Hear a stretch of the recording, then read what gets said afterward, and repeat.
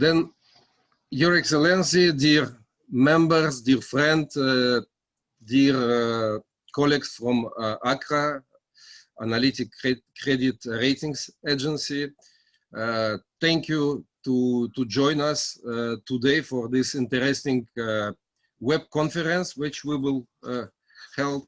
And I would like to start to let the floor, if we can say the floor virtually, to Mr. Machils, Robin Machils, the representative of Ministry of Finance of Belgium Customs Department, which unfortunately will stop his career in Moscow on 1st October, as I understand, officially, to present to us his successor. Please, Robin. Hello, everybody. And first of all, I would like to thank Oleg for organizing this seminar. It's always very interesting to hear different opinions on doing trade with Russia, even though I am, as Oleg said, stopping my mandate. I was asked to introduce my successor, and although I would love to do this, I think nobody can do it better than he can do it himself, and he's also here. So please, Emmanuel, give us a short story about yourself, and good luck in Russia. Thank you. Thanks, Oleg, for inviting me and organizing this. And thanks, Robin, for the introduction. So my name is Emmanuel Jarnez, and I will be the upcoming representative for the Belgian Customs and Excise Administration in Russia for the next 4 to 5 years. A few words about myself. I have a legal background, and I graduated in law, and I also possess a complementary master in human rights. Before working for the Customs Administration, I worked a few years in the banking sector. Regarding Customs and Excise, I've been working 9 years at the litigation department of the Central Administration in Brussels. Thanks to that experience, I've acquired a broad knowledge of the Customs and Excise legislation. I was mainly providing specialized legal advice on various legal matters, and I also took part in different projects. For instance, the rewriting of some parts of our general law in order to update it in accordance with the Customs Code of the Union. I like languages very much, and I've started to learn Russian 2 years ago, which is good. Of course, I hope to improve my skills in that language once I will be in Moscow. I visited the city 4 times already, and I appreciate it very much. I will be delighted to be your point of contact should you need any information about customs and excise with Russia. I will be there to provide you with support and answers with the related formalities, possibilities, difficulties, and so on. I'm looking forward to helping you with customs and excise matters in your business between Russia and Belgium. And I will do my utmost best to provide you with answers and dedicated support as fast as possible. On the practical side, I will take on Robin's tasks, like Oleg said, as from the 1st of October. And I hope to be physically in Moscow by mid-October. Given the situation, especially the global health crisis, it makes it a bit more difficult to be there earlier. This means that until the 1st of October, you can still contact Robin with your questions, and my contact details, namely my Russian phone number, will be very soon available. Oleg already has my professional email at his disposal.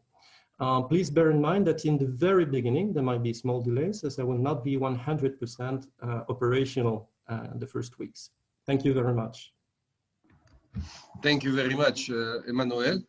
And we will start with our guest speaker of today. We will start with Mikhail Igorovich Sukhov, the Chief Executive Officer of the ACRA Ratings Agency in Russia. And after we decided that I will not moderate this part, Mr. Sukhov will introduce then the next speaker, if it's okay, Mikhail Igorovich. Okay, just do not forget to. Okay, thank you very much. Dear colleagues, it's a great honor to me to join your meeting today. Belgium is a significant trading partner of Russia due to several reasons. First, there is a diversified nature of imports of Belgian goods and services. And secondly, there's a positive practice of localizing of high technology production in Russia. We know that there are very serious investment projects made by Belgian companies operating in Russia, glass production, clean, Rusvinyl, and there are some important investments of Russian businessmen in Belgium, a terminal for transshipment of natural gas of Novatek, a project for the Liège airport. Actually, investment indicators in Russia stabilized last year before pandemic, and we record the net inflow of investments, whereas the foreign investments in Russian companies increased. In the first months of this year, Russia, like the rest of the world, experienced an economic shock that affected almost all major indicators, including the volume of foreign direct investments of Russian companies. However, investment and diversification remains relevant for European companies, and Russia is still among the top 10 countries that attract the largest amounts of investments. According to Ernst & Young, the investment attractiveness of Russia looks good, even compared with some of European countries. In our country, 34% of the projects with foreign direct investments announced last year are already in completion. 35% are confirmed, and only 1% of the projects are questionable. In Europe, however, half have been cancelled, and a bit quarter are frozen. Investment risks naturally increase during the period of turbulence, and ACRA's detailed expertise and analysts can help.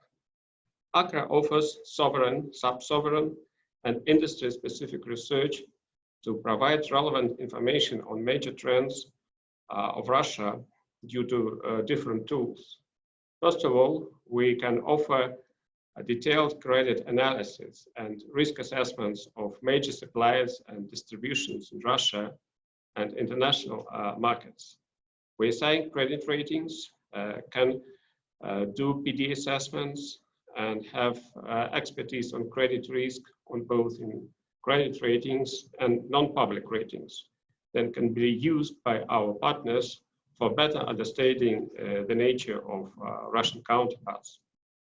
We can do project assessment of any complexity, and we have very good partners in this sphere. For example, we have very good partnership with WEB that allows access to major national projects in this sphere.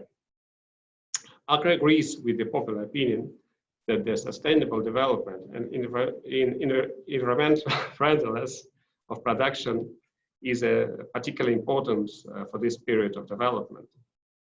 And we develop a system to assess sustainable development risks according to the best international practice.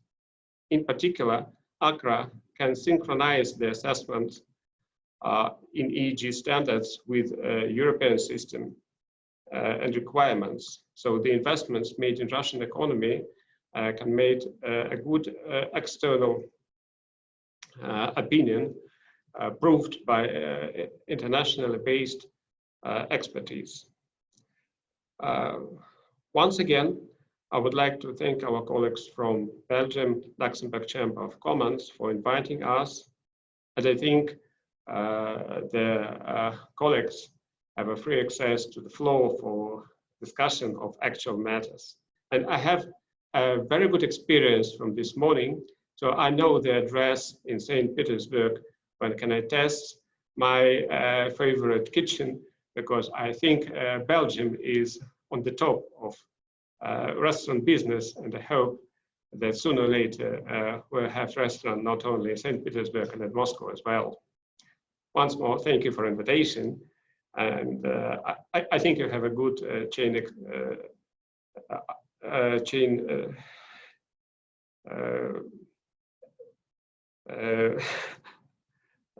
opinions on different matters. Thank you. Thank you very much, Mikhail Igorovich. But then I will ask maybe Mr. Kulikov Dmitry to start, and then to follow the floor after to your colleagues. Thank you.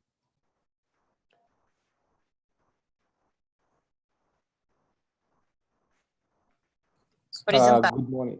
Yes, good morning, friends. I hope that you can see the screen. Please confirm. Yes, okay, thank you. My name is Dmitry. I'm a part of sovereign ratings and macroeconomic analysis team in ACRA.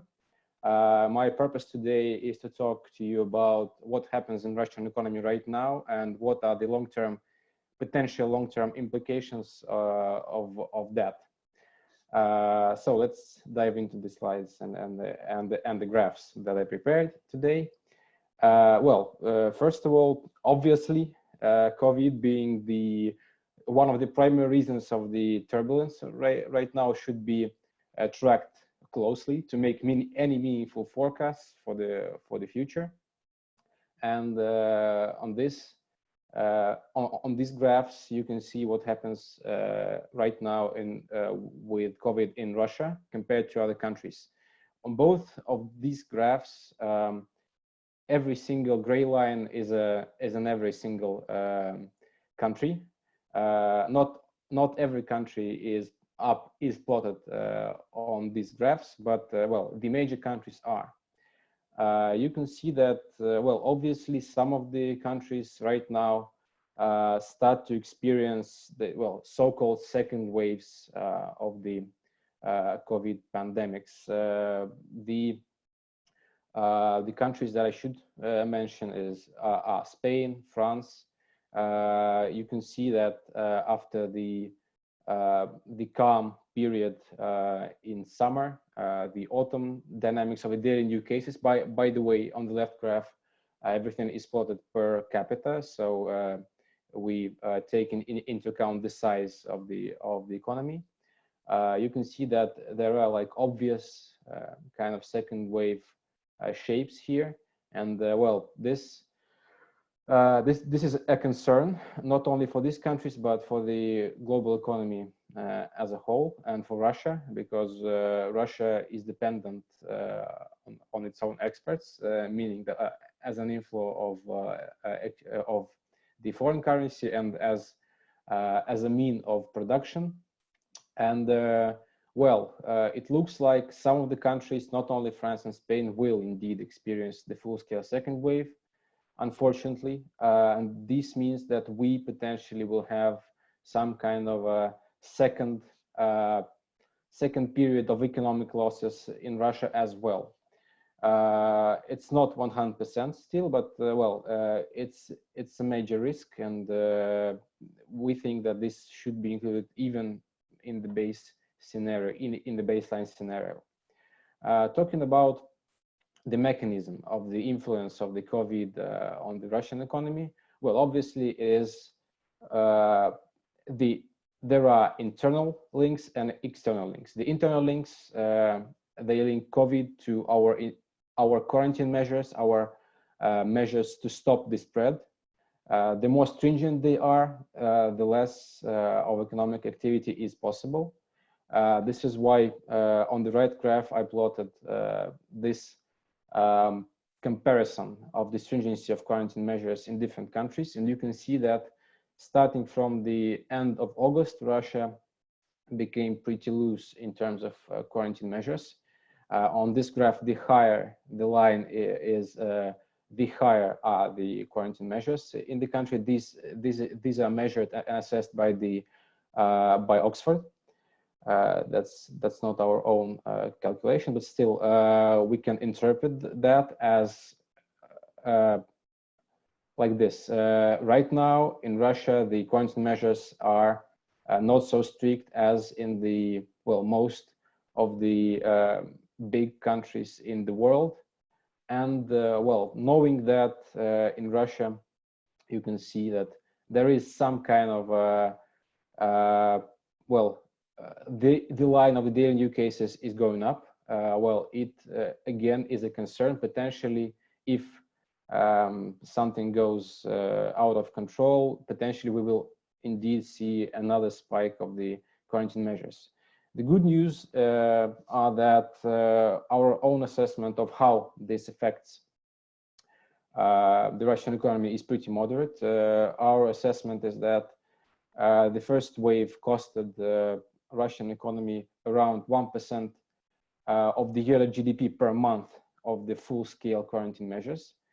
Our assessment of the future influence is that knowing that there is some experience with coping with the disease, and there is overall national governments they have right now the diminished appetite for full-scale quarantines measures, and combined with better choices in medical treatment, this all permit us to expect that the economic losses from the potential consecutive pandemic waves to be at least halved compared to the first one. And talking about, flash indicators of the economic activity in Russia. On the top here, you can see the, one of the interesting new measures of the flash measures of the economic activity in Russia. These are the incoming financial flows collected by the banks and eventually the central bank from the very wide spectrum of companies in Russia. And you can see that, on the top of the in its height, when the quarantine measures were the strictest, the financial flows were less by at least 25% compared to the normal, average normal level. At the moment, you can see on the right that last week showed the around minus 5% deep compared to the so-called normal level. And this measure can be a forward-looking indicator for the nominal GDP. We can see that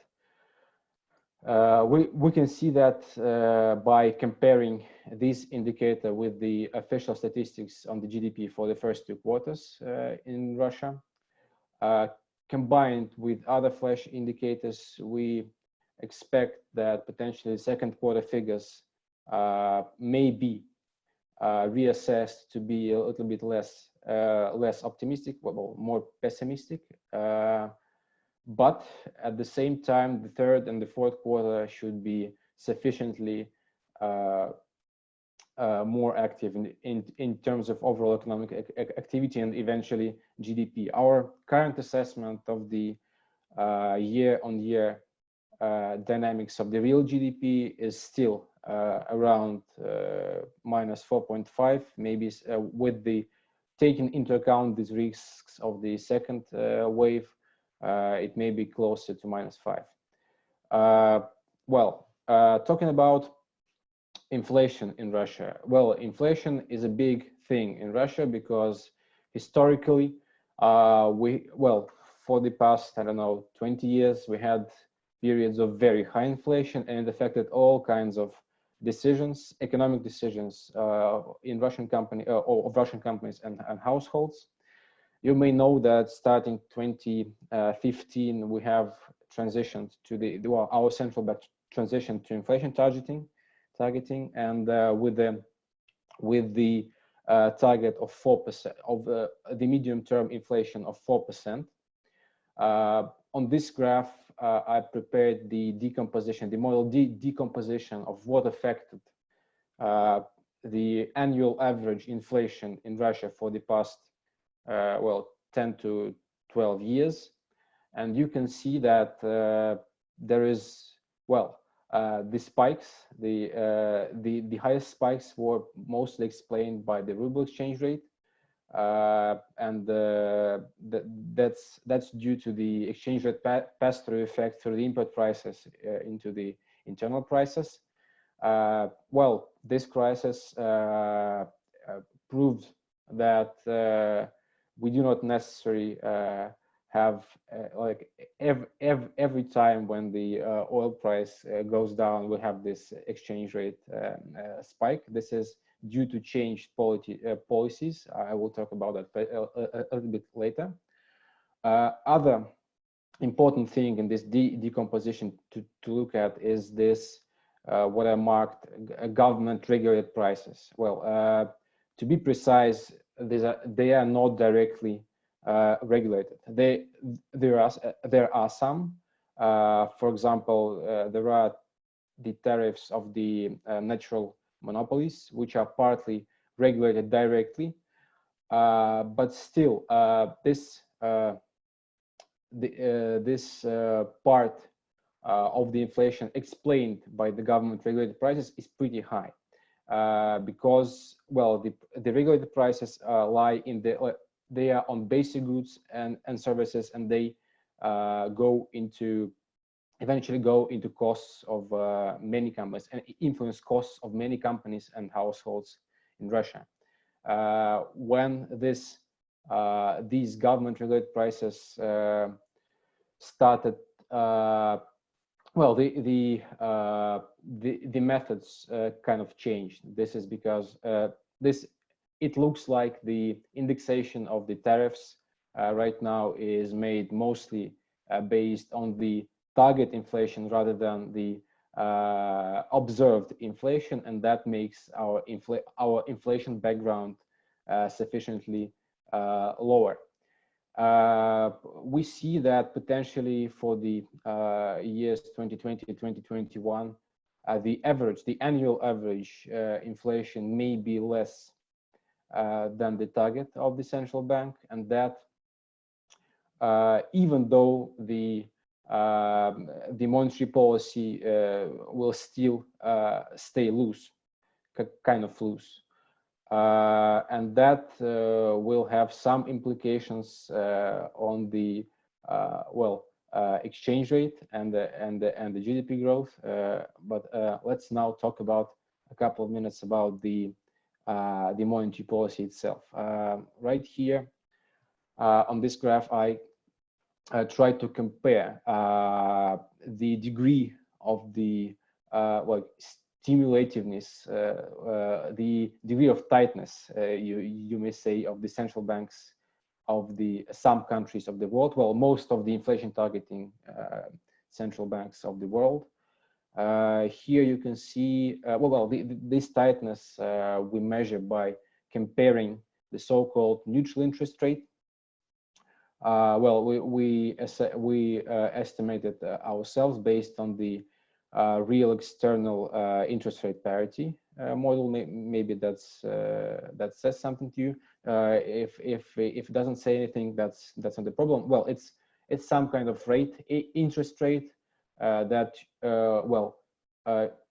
the short-term rate which stays in the economy if everything is in equilibrium. And compared to that, you can look at the policy rates which the central banks of different countries have right now, and you can the less and the bigger this difference, the more stimulus the central bank provides to the economy in terms of boosting credit. And you can see that Russia, it's here on the left. Compared to most other countries, it looks like the central bank is not as stimulative. At least measured as measured by this simple measure. It's not as stimulative as most, 2/3 of other inflation targeting countries, and that's there is a reason for that. Historically, Russia and Russian internal foreign currency market, and as the markets of some of the other countries, is susceptible to the fast financial flows, cross-border flows, and that's why the central bank should always keep in mind this potential of the carry trade and the potential of the outflow from the ruble deposits in the commercial banks of Russia. Basically, this second point was crucial for the central bank in the latest episode of the financial stress in 2015. Well, basically, right now, today in 2020, it's the first period, first stressful period when our central bank has ability to really lower the interest rate compared to like previous stressful periods when it really had to keep it high or even hike it. I mean, I don't know, by 8-7 percentage points just to keep liquidity at its like optimal shape for the commercial banks. So at this point, our central bank has this like degree of the tightness which it can allow to itself. And me personally, I don't think it has a lot of room to use in this cycle of the interest rate in this cycle of the interest rate loosening, but there are like different opinions in Russia and even in the central bank itself. Well, I have two more points. The first one is the exchange rate. You may know that the Russian exchange rate, well, this is the exchange rate to US dollar, but you could plot this same graph to, well, any other major global currencies. That would be pretty close to what we see here. Well, the correlation of the exchange rate in Russia to the oil prices, in this case that's euros, these are euros, oil prices is pretty tight, and it was pretty tight during this after this and during this previous stressful period of 2014. And well, these gray points are the daily exchange rates correlated with the, again, with the euros oil price. You can see that this correlation is pretty tight and it's kind of, you know, linear, log linear. But starting 2017, when well, the Ministry of Finance and the Central Bank jointly presented this new system of the, well, regular interventions, you may call it,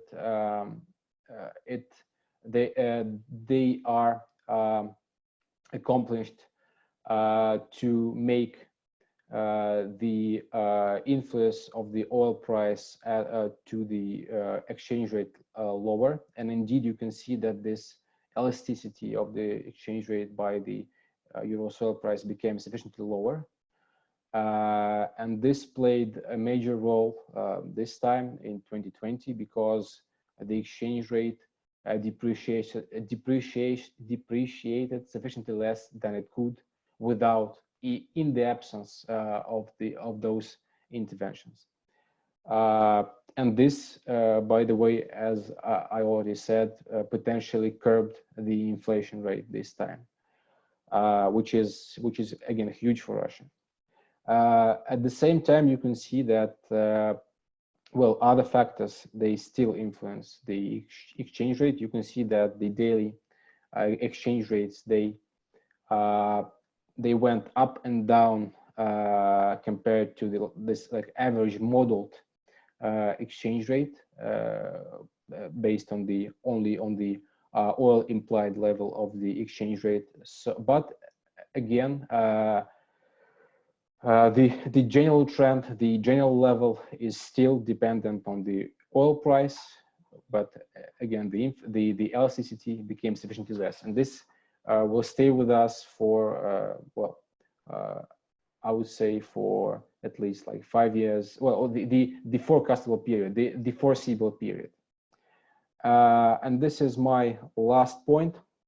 On this graph, I would like to present to you our own measure of the overall financial stress in Russia. This is one of the family of our financial stress indices constructed for different countries. Well, this is the the methodology for this index. It is more or less known across the world, because these types of financial stress indices are constructed by many researchers and central banks in different countries. Our tool is useful to keep is really useful to keep a finger on the pulse of the Russian economy. It's calculated using like 12 really important indicators covering all subsectors of the financial system. It's calculated on a daily basis, published every working day in the evening. Well, if I'm not mistaken, it's 4:45 or 5 o'clock in the evening. Well, regularly. Well, the index dynamics is meant to do the following. It is meant to draw a simple quantitative portrait of the financial market operating mode. The higher the index is, the higher is financial stress.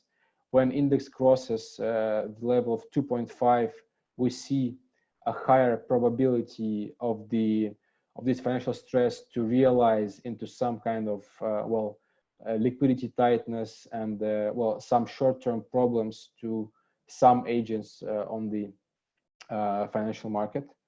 And the second thing which this index is meant to do is indirectly warn us about an increased or decreased likelihood of rapid changes in the creditworthiness of the economic agents due to the financial market conditions.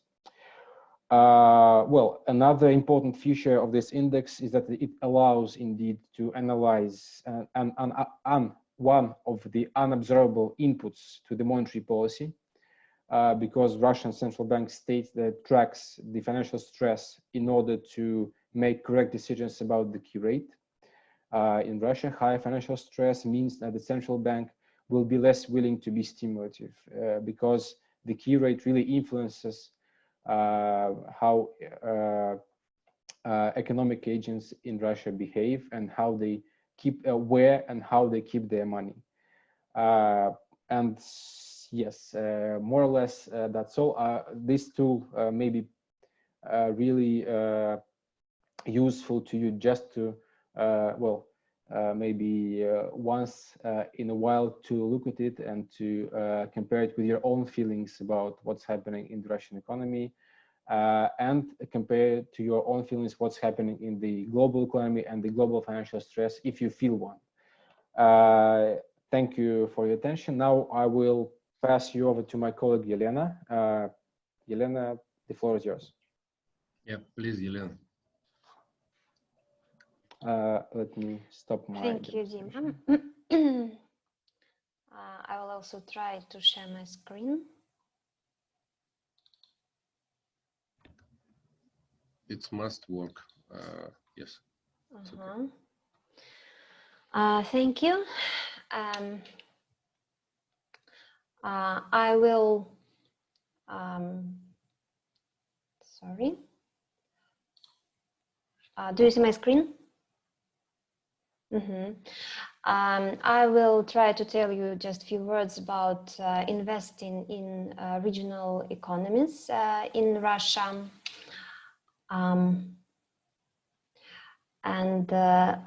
Let me tell just a few words about the sector. Here you can see per capita GRP of Russian regions, and you see that it's lower than the average level. The situation hasn't changed with time, but only worsened. 2004, 15 regions had per capita GRP higher than average, but in 11, indicating the increasing gap in the welfare of Russian regions. Several industrial regions are no longer considered high-income regions. These are Tomsk, for example, Lipetsk, Vologda, and Samara regions. The reason may be in the course of ruble. The weaker the ruble, the higher GRP is for mining regions in rubles. And this affects regional ranking. As a result, average GRP increases and the number of wealthy regions decreases. The next slide is about salaries. Salaries is another key of well-being in regions. In general, income is a key of well-being, but one of the simplest way to determine the quality of life is to look at salaries. And as you can see, salaries are not very high compared to regional minimum wages. We compare salaries in each region with its specific minimum wage. As the cost of living differs greatly across different regions of Russia, because Russia is a very big country. And one of my favorite examples is the cost of cucumbers. The difference in prices of cucumbers, for example, in Tambov, a central Russian region, and in Magadan, in Far East Russian region, is about 4 times. That's why it's important to consider specific minimum wages. Economic shocks also have an influence on the quality of life in different regions, and 2014 resulted in more regions with low salaries. And what about regional revenues? As you may see, over the last few years, regional revenues have doubled. Corporate income tax and personal income tax are the main contributors to the tax revenues of regional budgets. However, these taxes are regulated by the federal government. This means that the rates, these tax rates in most cases are set by the government, while regional authorities can only provide some exemptions on these taxes. Another substantial part of regional revenues is transfers from the federal budget. As a result, more than 75% of sub-sovereign budgets consist of revenues that they cannot control. Revenues regulated by regional authorities account for 10, 15, 20%. Regional expenses are socially oriented. Social policy, education, and healthcare account for more than half of total expenses. And the national economy, meaning agriculture, roads, traffic, and so on, accounts only for 20–25%. As a result, budgets have deficits, which lead to increased debt. However, as you can see on the graph, since 2017, total debt has reduced slightly. This is the result of the comprehensive work done by Russian Ministry of Finance. And you see that by 2020, debt has dropped to the 2014 level. This situation can change this year, as Russian regions have had to finance healthcare during the COVID-19 pandemic. In addition, Russian regional revenues have suffered the most because of slowdown of economic activity, which affected corporate income tax. Another reason is isolation, which affected personal income tax. And finally, this is due to tax breaks given mostly by regional authorities on regional taxes, for example, property tax. And just a few words about how to try to select a successful region while thinking about investing money in it. Here you can see three hallmarks of a successful economy. It's quite accurate for every country as well as for Russia. High per capita GRP counts in Russia counts mostly for capitals and areas with a high share of manufacturing industries. Low debt is the result of competent debt policy and may not depend on economic specification of the region. High budget performance is based again on strong and diversified economy and results in low deficits and high shares of internal revenues in tax revenues. Here you can see a list of Russian regions rated by ACRA. The longer the line is, the worse the assessment of the regional economy or regional budget performance is. Regions with higher ratings are grouped higher in the table. And you may see, as expected, capitals and manufacturing regions have the highest ratings. Here you can see Moscow, Ханты-Мансийский автономный округ, Republic of Tatarstan, Tyumenskaya Oblast, Tyumen region, St. Petersburg, and so on.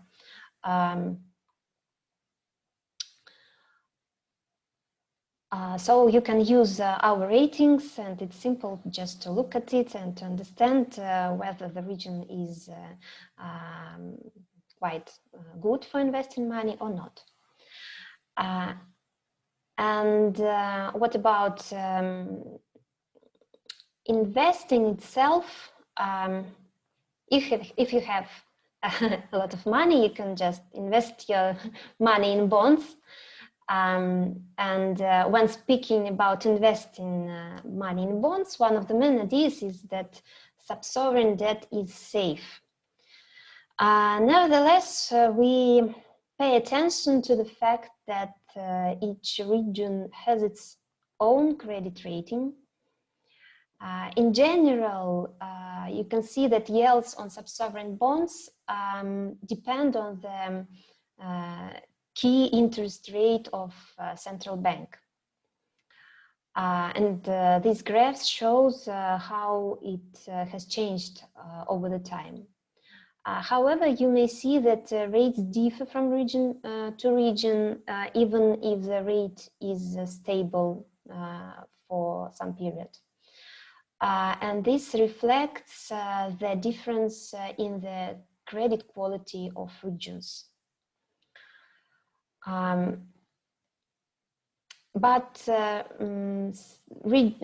Sub-sovereign bond market is a small market. The total number of issues in 2019 was only 14 and equaling less than 100 billion rubles. The most intense was 2017 with 36 placements. The higher the deficits and the lower the federal support, the more placement there are. And we expect that this year can be quite active in terms of bonds as regions are short on internal revenue because of the crisis.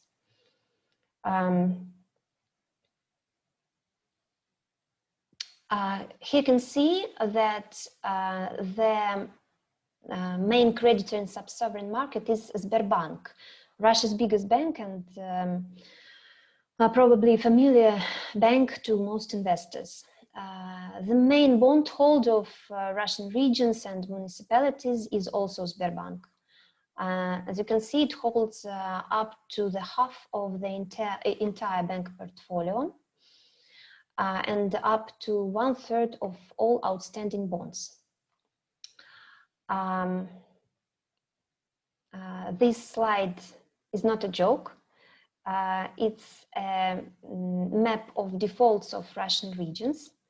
And as you can see, it is clean. There have been no real defaults on bonds since 1998. But one region technically defaulted this year, but it lasted only 1 day. Usually investors rely on federal government and believe that if regions have problems, have lack of liquidity, the federal government will provide it. And in case of Karacháyevo-Cherkessia, it was the only region that technically defaulted this year. In case of Karacháyevo-Cherkessia, help was provided in 1 day. But there is no official obligation to provide help every time. The other regions with significant debt load also requested federal support. These regions are, for example, Khakassia, Mordovia, Novgorodskaya Oblast, Karelia. I wouldn't say that they received much, but of course they got some help. Nevertheless, we point your attention to the risks of investing in bonds with different credit quality. And what about direct investors? The other way to invest is to invest in real business, to make direct investments. Here it may be interesting to look at the special economic zones or territories of accelerated growth.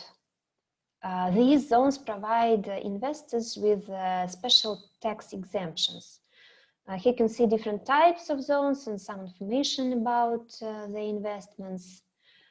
Industrial zones may become hotspots for foreign capital.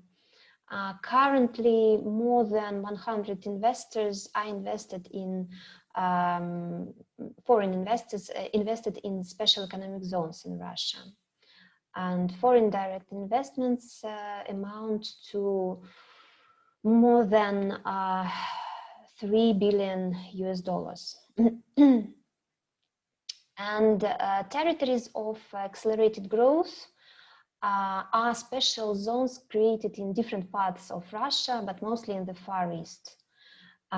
These are high demand economic zones with reduced tax and simplified administrative procedures. Easing for investors should drive economic and social development of these territories.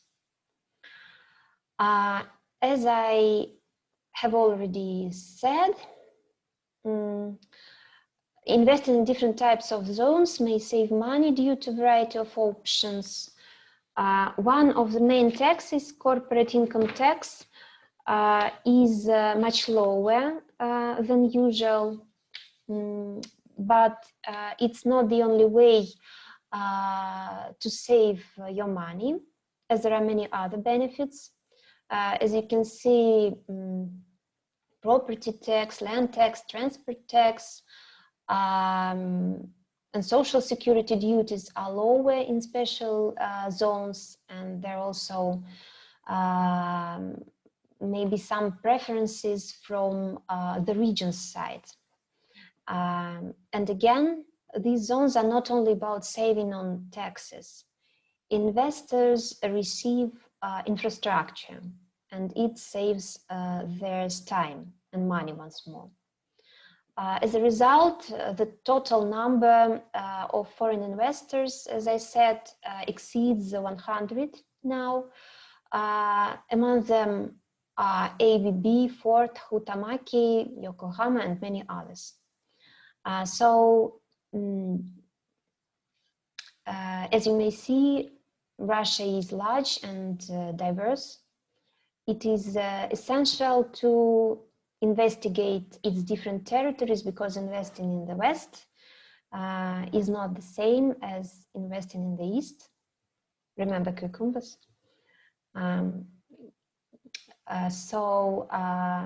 It doesn't matter whether you are speaking about real investors or direct investments or financial investments.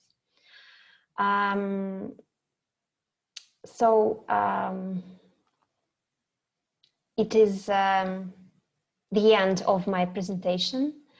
I will be ready to answer the questions if you have any. But now I think I should introduce you my colleague, Maxim Khudalov. He will tell us about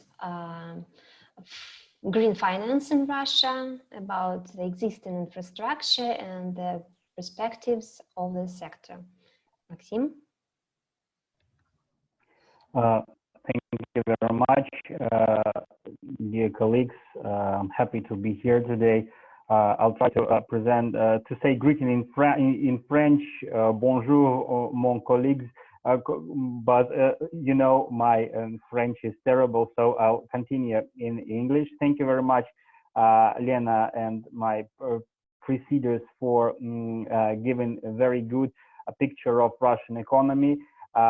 Following the idea that we should always remember cucumbers, it seems to me it's very logical that we turn to green topic, and we will try to discuss today the situation with green finance in Russia. It seems to me I managed to switch my screen. So this report would be shorter than one from my colleagues because, you know, Russia is staying still behind the leaders in green finance industry. We all know that global green market is growing with rather high speed, and we know that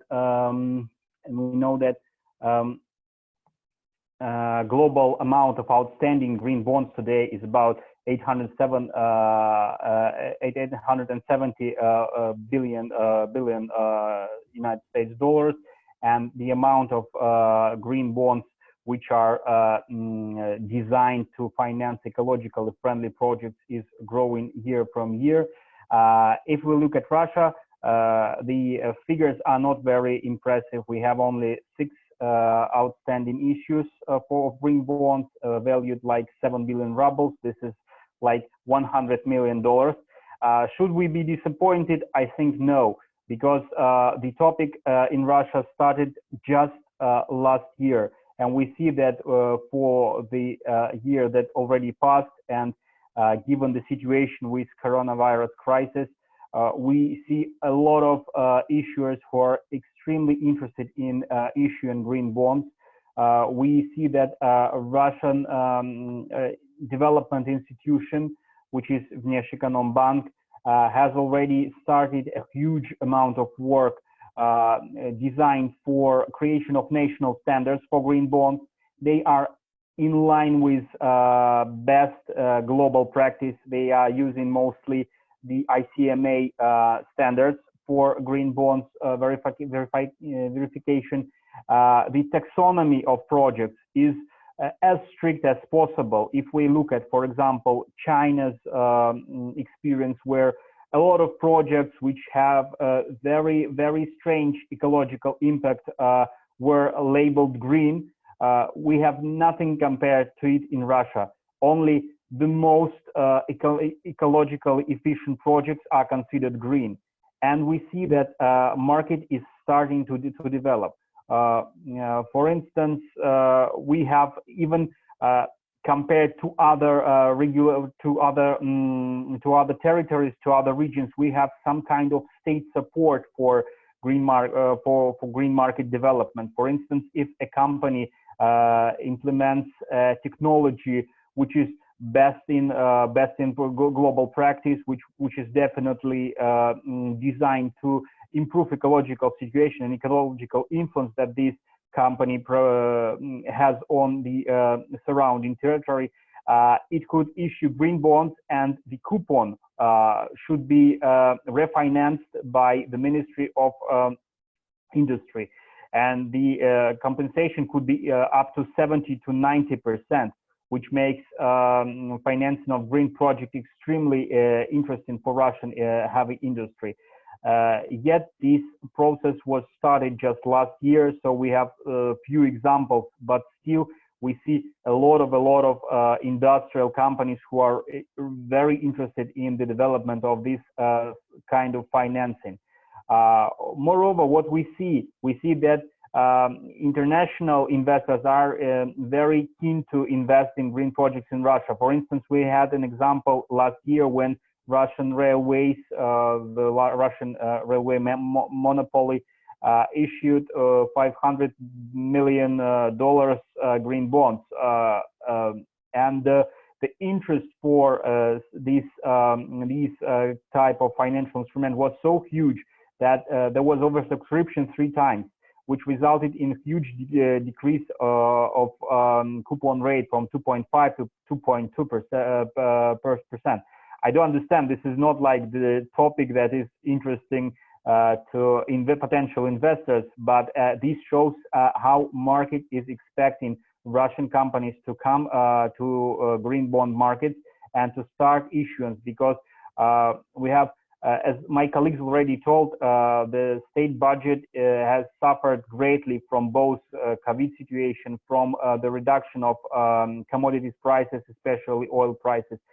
So all the state projects which were connected with ecology, which was valued of about $150 billion, they all have today problems with financing. And the only way to finance it is like the issuance of green bonds and attraction of international investors in green projects. Moreover, the Bank, which I've already told you about, who is like leading, who is holding a leading role in development of the conditions of the methodologies, is itself expecting to invest like 300 billion rubles, which is kind of, I'm betting at calculation, about $40 billion, sorry, just $4 billion, so sorry. So to invest in green projects within the next several years. So we're like standing right now at the beginning of the great wave of green projects, which should be financed with green bonds in Russia. And why we are here, why our rating agency is here. Today we see that for getting the label of green, you have just to comply with 4 simple rules. Just have a good strategy, try to invest in ecologically friendly project, invest all the money raised into this project, and give good reporting. That's all you need. And the result is given is the verification with green bond principles. And most verificators in this country, and by the way, not only this country, but globally, they just give the answer yes or no. Today, this is enough for investors to be sure that they are investing money properly. But we do understand that with the increasing number of green verifications, with the increasing number of green bond issues, there would be some incentive for some companies, for some groups of interest to manipulate these figures and try and some kind of attempts to say that just regular business ideas, for example, increasing of the capacity of the plant, should be verified as green. This is called greenwashing. And expecting this to happen, we started to specify our verifications with green bond assessment. We not only give you the verification, we not just say yes or no, we say yes, and the level of green assessment here is like green bond 3, which means that actually the project is green, but there are some issues which make us think that some of the best practices could be violated. Or, for example, the project is like green bond 4, and this means it's not compliant with green bond principles, but anyway, it is having some kind of attributes allowing us to consider that it is going to finance ecologically friendly projects.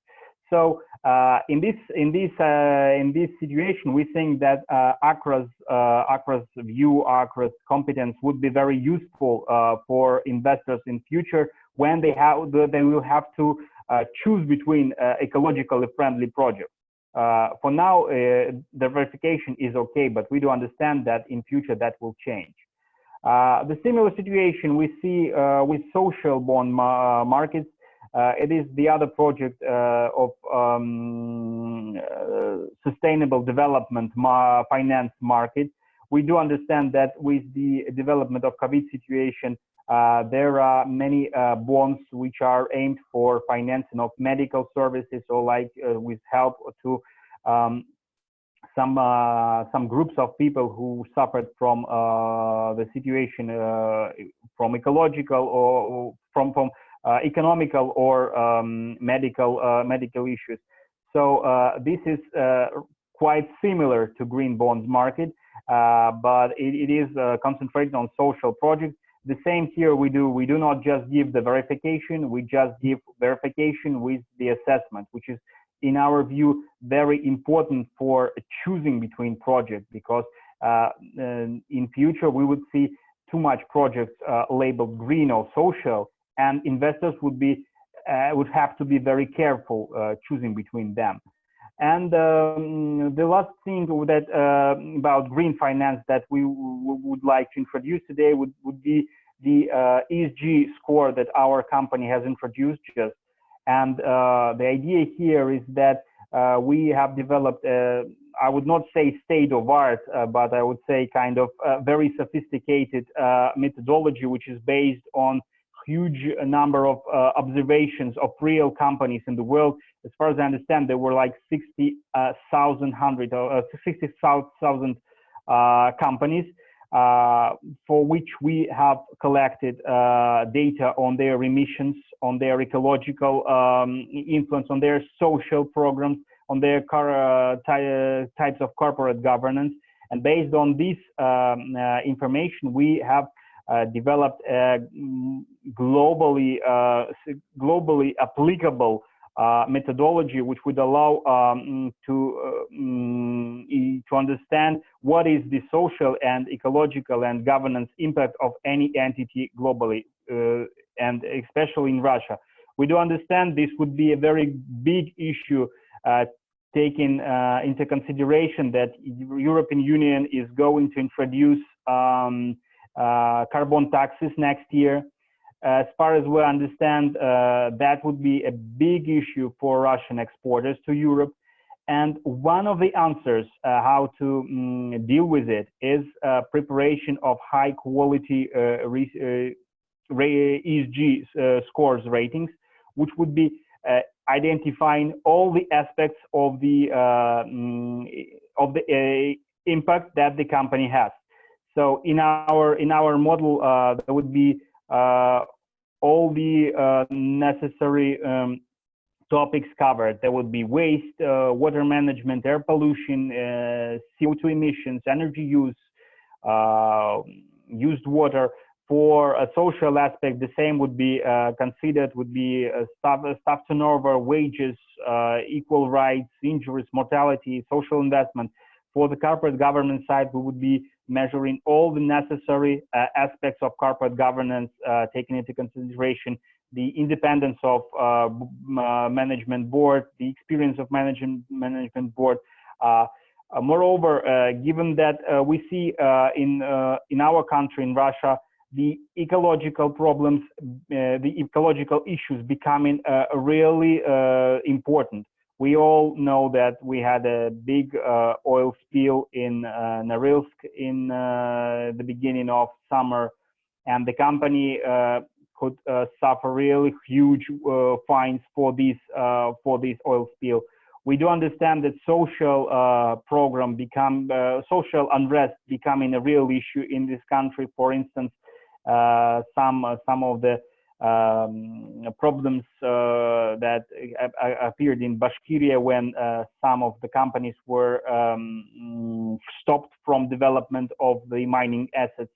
So this methodology, this approach, based on global best known information, based on experience of our company that Mikhail has already mentioned, it should be helpful for issuers to defend their position against Western regulator, against local population which is unhappy with the development of some of the assets close to their houses.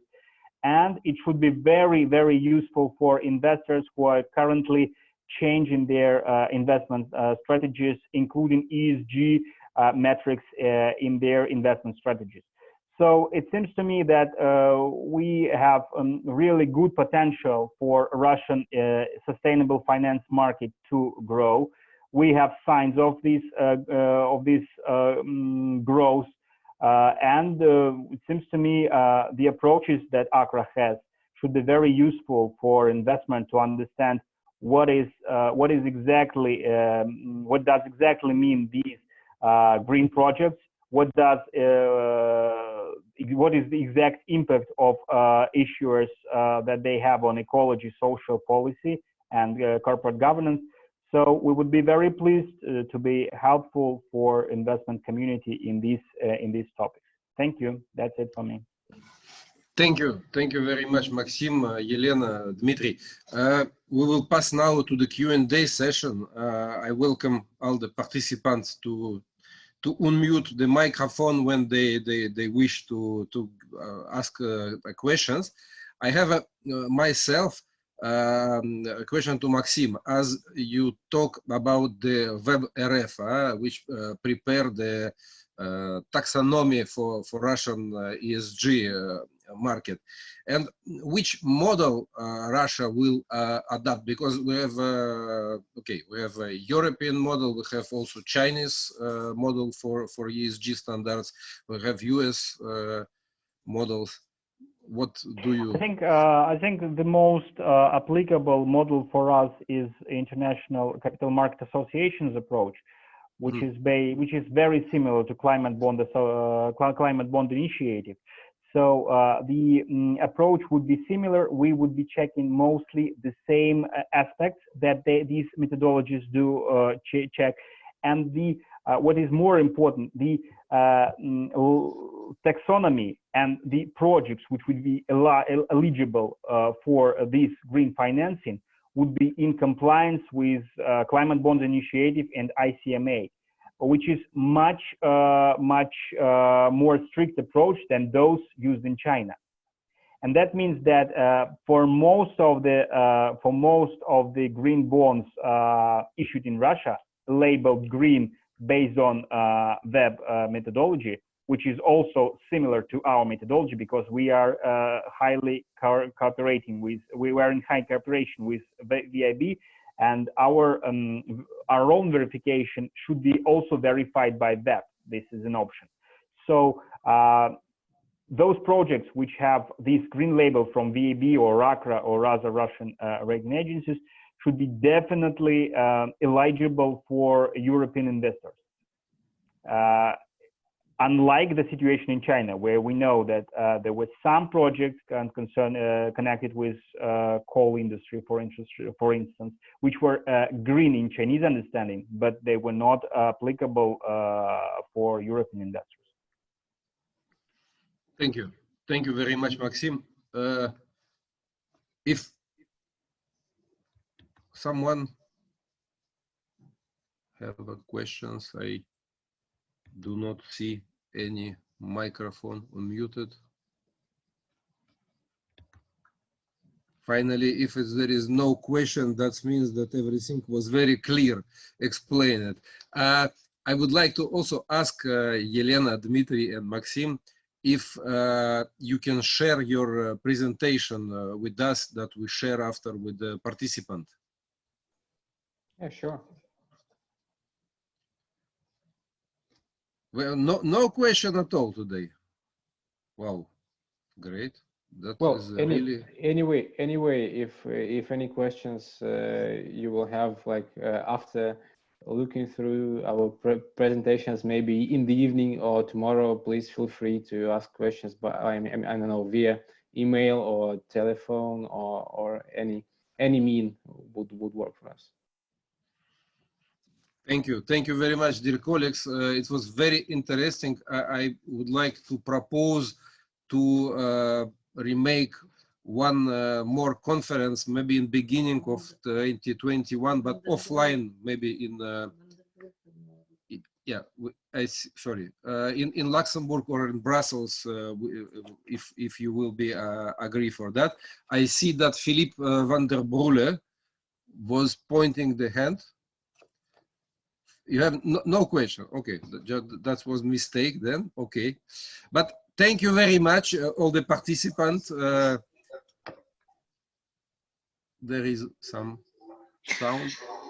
It's just, can I ask if you suggest offline conference somewhere?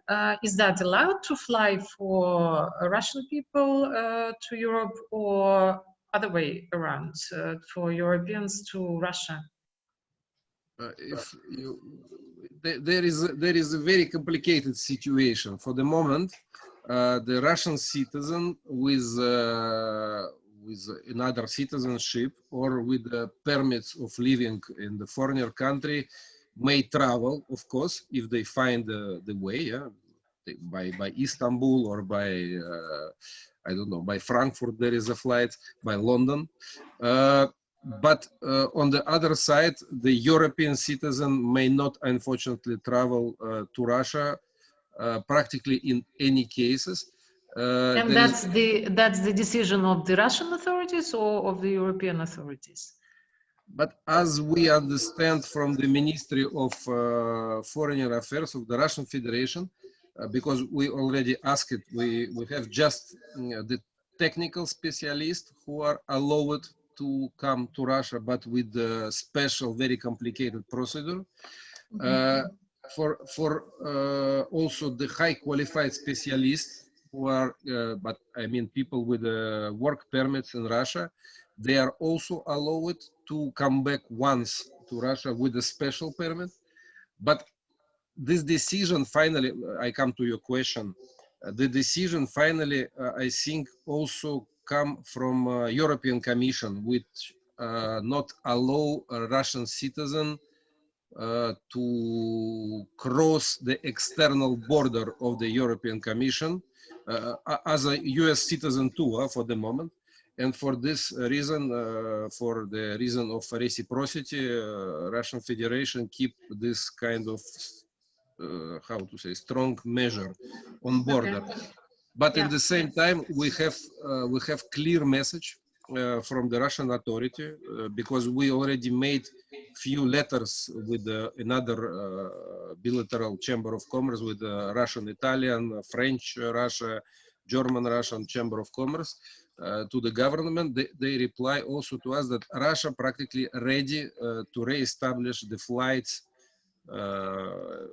in the coming minutes. It means when the decision will be done to open the border with a special sanitary measure, etc. From European side, the Russian side will be ready to. Okay, it was quite long, but I think I explained everything what I know. Yes. Okay. Thank you, Marie. Thank you. Dear colleagues, again, thank you very much. Then I will inform all of you, of course, when our colleagues send us the presentation, I will send it to you. I see today with us Anatoly Ivanovich Gorshkov, our Russian trade representative to Belgium and Luxembourg. Maybe Anatoly Ivanovich have something to say about the travel restriction. Maybe you have some inside information.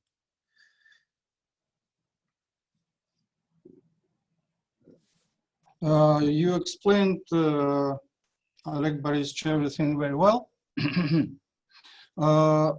As for us, we are also working on some cases.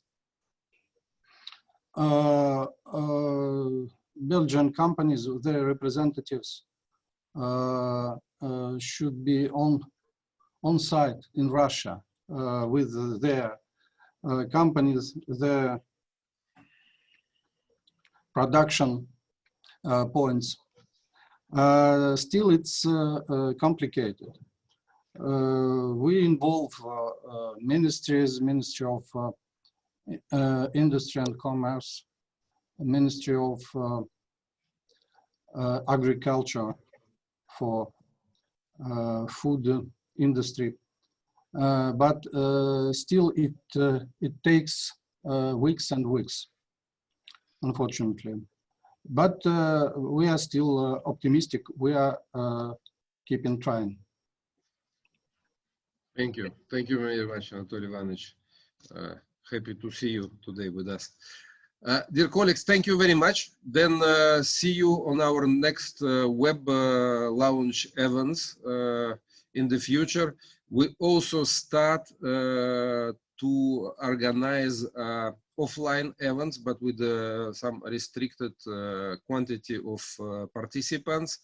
We will held, and it's the first time that I announced, we will also held our big gala reception, annual gala reception, which every year was happened in March. We will held on 15 October. And in case you will be interested to participate, please send me email. You have all my email address. We will be happy to welcome you. It will be on our historical place on the Russian Chamber of Commerce Congress Center in Moscow. We will have two honorary guests this year, the new ambassador of Kingdom of Belgium and his colleague, His Excellency Ambassador of Grand-Duché de Luxembourg to Moscow. I hope that the sanitary measure will allow us to keep it, this events which normally was visited by 300, 400 guests. This year, unfortunately, we have to reduce the numbers. That's why, as a privileged participant of this event, I invite you to send us email with a request. Thank you very much, Elena, again, Maxim and Dmitry. Thank you very much to Mikhail Igorovich. Thank you to Robin. Thank you, Anatoly Ivanovich. Thank you to all of you. Thank you. Bye. Thank you. Bye. Thank you very much. Goodbye.